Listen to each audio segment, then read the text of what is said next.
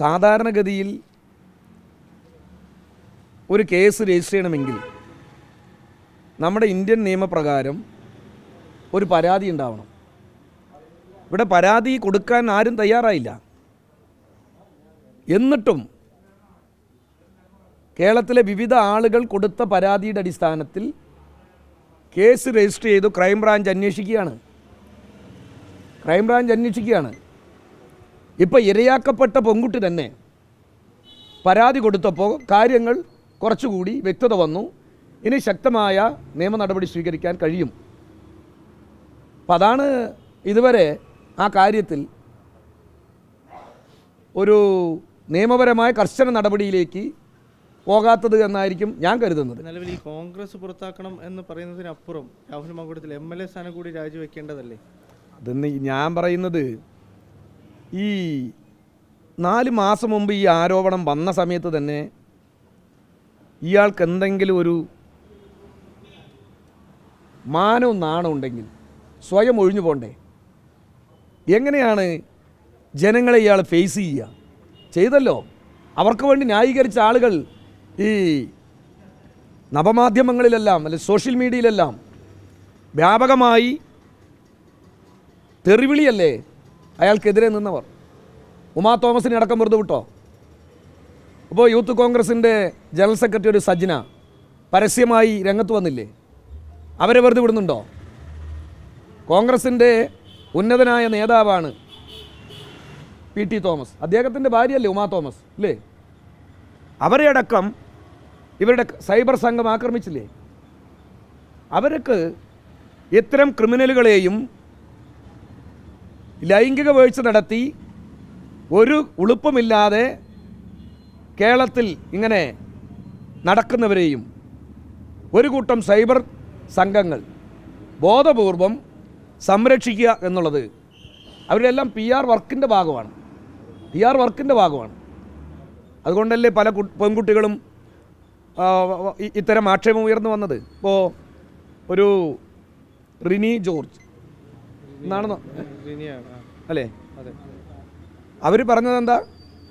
അവരൊരു മാധ്യമങ്ങളോട് പറഞ്ഞല്ലോ, ഞാൻ ചില യാഥാർത്ഥ്യങ്ങൾ പൊതുസമൂഹത്തോട് പറഞ്ഞപ്പോൾ എന്നെ ഇനി വിളിക്കാത്ത തെറിയില്ല.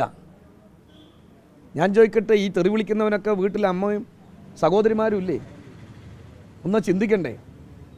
ഇത്തരം ന്യായീകരണം നടത്തുമ്പോൾ, ഇതുപോലെ ഒരു തെമ്മാടിയെ സംരക്ഷിക്കുമ്പോൾ, അവർക്ക് വേണ്ടി ന്യായീകരണം പറഞ്ഞ് രംഗത്ത് വരുമ്പോൾ അത് കോൺഗ്രസിൻ്റെ ഒരു സംസ്കാരത്തിൻ്റെ ഭാഗമായി മാറുകയാണ്.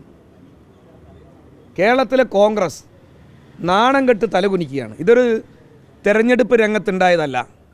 4 മാസം മുമ്പ് തന്നെ ഈ വിഷയം കേരളത്തിലെ സർവ്വ മാധ്യമങ്ങളും ചർച്ച ചെയ്തു. പക്ഷെ അന്ന് പരാതിയില്ല എന്നൊരൊറ്റ കാരണം കൊണ്ടാണ് അയാൾക്ക് നാട്ടിലിറങ്ങി നടക്കാൻ കഴിഞ്ഞത്.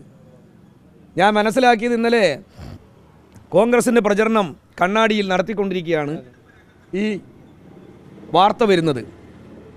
വാർത്ത വന്ന ഉടനെ ഫോൺ സ്വിച്ച് ഓഫാക്കി മുങ്ങുകയാണ് ചെയ്തത്. എനിക്ക് തോന്നുന്നത് മുങ്ങിയത് ബാംഗ്ലൂർക്കായിരിക്കുമോ എന്നൊരു സംശയമുണ്ട്. അതൊന്ന് മാധ്യമങ്ങളും കൂടി ആ വഴിക്കൊന്ന് നോക്കുന്നത് നല്ലതായിരിക്കും. അപ്പം അതുകൊണ്ട് ഇത്തരം ആളുകളെ കേരള രാഷ്ട്രീയത്തിൽ നിന്ന് ജനങ്ങൾ മനസ്സിൽ നിന്ന് പുറത്താക്കി കഴിഞ്ഞു. ഇനി കോൺഗ്രസ് പുറത്താക്കണം, MLA സ്ഥാനം രാജിവെക്കണം. ഇതാണ് അവർ എന്തെങ്കിലും തരത്തിൽ ഇനി കോൺഗ്രസിൻ്റെ രാഷ്ട്രീയത്തിന് ജനങ്ങളുടെ ഇടയിൽ സ്വീകാര്യത ബാക്കിയുണ്ടെങ്കിൽ അവർ ചെയ്യേണ്ട നിലപാട്. ഇതിനകം തന്നെ ഒരു പ്രതിഷേധമൊക്കെ നടത്തിയതാണല്ലോ. ഇത്തരം തെമ്മാടികളുടെ പുറകിൽ പോകലല്ല യഥാർത്ഥത്തിൽ ഞങ്ങളുടെ പണി.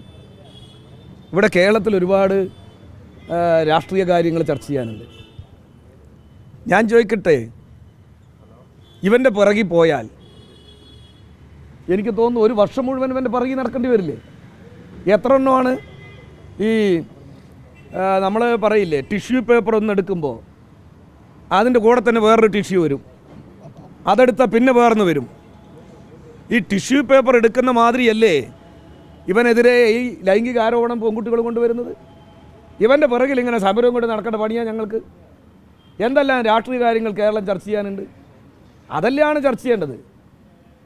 ഞാൻ പറയുന്നത് കോൺഗ്രസ് ഇയാളെ പുറത്താക്കണം, അയാൾ MLA സ്ഥാനം രാജിവെപ്പിക്കാനുള്ള നടപടി കോൺഗ്രസ് സ്വീകരിക്കുകയും വേണം. അതാണ് കേരള രാഷ്ട്രീയത്തിൽ കോൺഗ്രസ് ഇനി എന്തെങ്കിലും നിലനിൽപ്പുണ്ടെങ്കിൽ ചെയ്യേണ്ടത്. ഈ കോൺഗ്രസ് തന്നെ ഒരുപാട് ശക്തികൾ രാഹുലിനൊപ്പമുണ്ട്. ഇപ്പോൾ അങ്ങ് കഴിഞ്ഞ സംസാരിക്കുന്ന സമയത്താണ് ഷാഫി പറമ്പിൽ ഒരു കാര്യം പറഞ്ഞത്. അപ്പോൾ ആ തരത്തിൽ ആളുകളും ഷാഫിക്കൊപ്പം ഉണ്ടെന്നുള്ളൊരു ആരോപണം CPM ഉയർത്തുന്നുണ്ട്. അല്ല, അയാളുടെ കൂടെ ഒരുപാട് ആളുകളിപ്പോൾ സഹകരിച്ചു പോകുന്നുണ്ടല്ലോ. അതുകൊണ്ടാണല്ലോ കോൺഗ്രസ് നിന്ന് സസ്പെൻഡ് ചെയ്ത വ്യക്തി എല്ലാ പ്രവർത്തനത്തിനും പരിപാടിക്കും പോയിട്ടും VD സതീശൻ എന്ന് പറയുന്ന പ്രതിപക്ഷ നേതാവ് അയാളെ സസ്പെൻഡ് ചെയ്തു. എൻ്റെ ഒരു പിടിവാശിയാണെന്നൊക്കെ മാധ്യമങ്ങൾ റിപ്പോർട്ട് ചെയ്താണല്ലോ. ആ സസ്പെൻഡ് ചെയ്ത ആൾ പരസ്യമായി കോൺഗ്രസിൻ്റെ പ്രവർത്തനത്തിന് നേതൃത്വം കൊടുത്തപ്പോൾ VD സതീശൻ അതിൽ നിന്ന് പിന്മാറിയില്ലേ? കോൺഗ്രസിൻ്റെ നേതൃത്വം തന്നെ അയാളെ ന്യായീകരിച്ചു വന്നില്ലേ?